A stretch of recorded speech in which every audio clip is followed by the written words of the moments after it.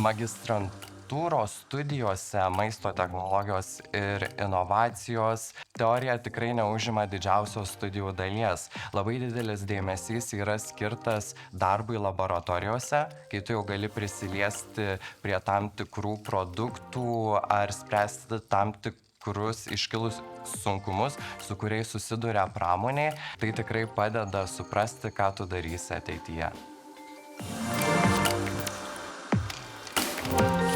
Ši magistrantūros studijų programa suteikia ypatingą galimybę bendradarbiauti su verslu ir susirasti būsimą darbo vietą. Studijuodamas pradėjau kurti savo startuolį, kurio tikslas gaminti sveikesnį, maistingesnį maisto produktą vyresniai visuomeniai, o ypač geriatriją arba tiesiog rijimo sutrikimų turintiems žmonėms. Ir aš visą šitą išmokau šioje studijų programoje maisto technologijos ir inovacijos.